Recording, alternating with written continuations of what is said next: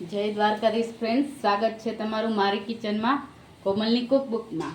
આજ હું તમારી માટે લઈને આવી છું પંજાબી રાજમા। તો હાલો પહેલાં જોઈ લઈ ઇન્ગ્રીડિયન્ટ્સમાં શું શું છે। આ આદુ લસણની પેસ્ટ છે, દાણાભાજી છે, કસૂરી મેથી છે, 2 નંગ ડુંગળી છે ને ખડા મસાલા છે બધાય। આ રાજમા છે જે પહેલેથી મેં એને બોઇલ કરી રાખ્યા છે। આ દહીં છે ને રૂટિંગ મસાલા છે, તેલ ને મીઠું। તો હાલો આપણે બનાવીએ પંજાબી રાજમા।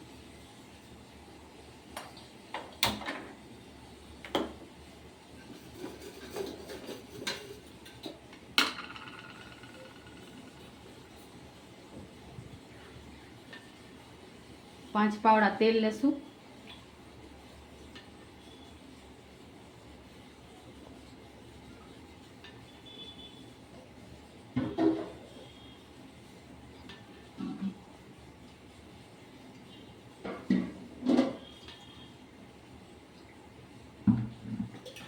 તેલને આપણે ગરમ થવા દઈશું। તેલ આપણું ગરમ થઈ ગયું છે, આપણે એમાં 1 ચમચી જીરું નાખશું।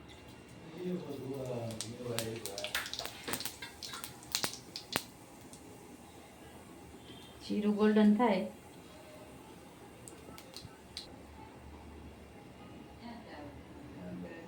ડુંગળી નાખશું।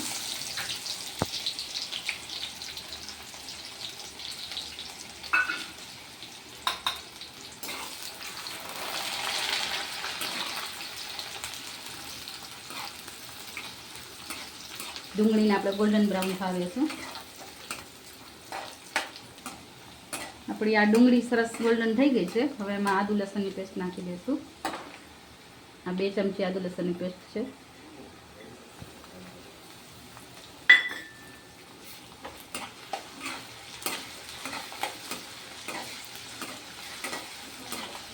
આદુ લસણની પેસ્ટ સતળાય ત્યાં લગી આપણે દહીંમાં મસાલા કરી લઈએ।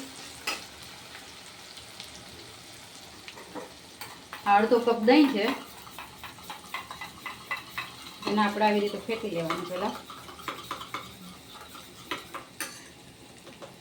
પછી એમાં આપણે મસાલા કરશું। અડધી ચમચી હળદર છે,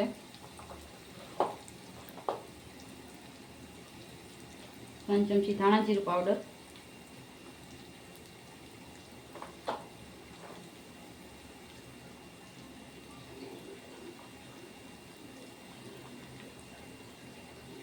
2 ચમચી મરચું પાવડર,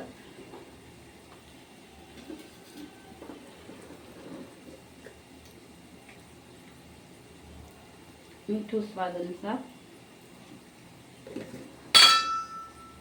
મિક્સ કરી લેશું।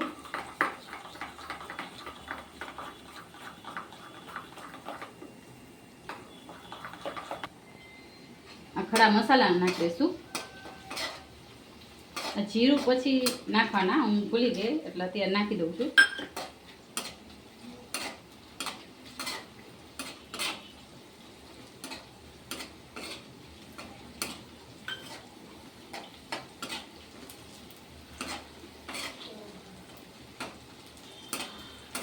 સાતળવા દઈશું આપણે।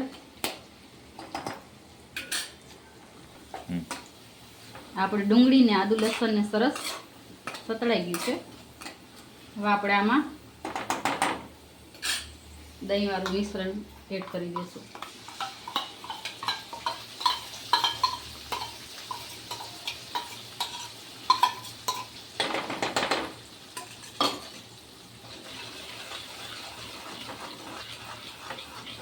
અને તેલમાં સતત હલાવવાનું, તેલ છૂટું ન પડે ને ત્યાં સુધી, નકર દહીં છે ને એ ફાટી જશે।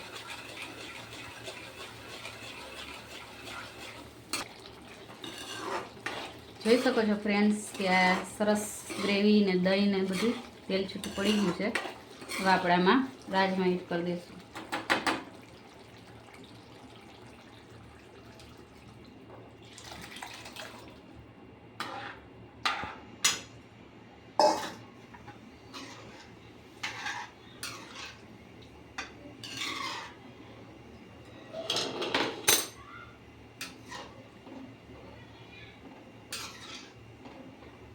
15 થી 20 મિનિટ આપણે આને ખાવા દઈશું. હાલો આપણે જોઈ લઈ આપણા રાજમાં. જોઈ શકો છો ફ્રેન્ડ્સ, તેલ છૂટું પડી ગયું છે. આપણી ગ્રેવી સરસ ઘટ થઈ ગઈ છે. હવે આપણે આમાં 1 ચમચી કસૂરી મેથી છે એ નાખશું. ધાણા ભાજી છે એ નાખશું.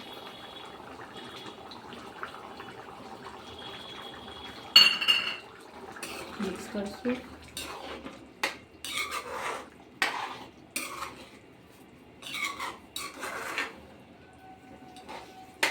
તો રેડી છે આપણા પંજાબી રાજમા. આપણે હવે સર્વ કરીએ. અને તમે જીરા રાઈસ સાથે સર્વ કરી શકો છો. પરાઠા, રોટલી બધા સાથે સરસ લાગે. જીરા રાઈસ મેં અગાઉથી રેડી જ રાખ્યા હતા. ને હારે આ પાપડ. તો રેડી છે પંજાબી રાજમા. જો ફ્રેન્ડ્સ તમને મારો વિડીયો ગમતો હોય તો મારા વિડીયોને લાઈક કરજો, મારી ચેનલને સબસ્ક્રાઈબ કરજો અને મારા વિડીયોને શેર કરજો. જય દ્વારકાધીશ.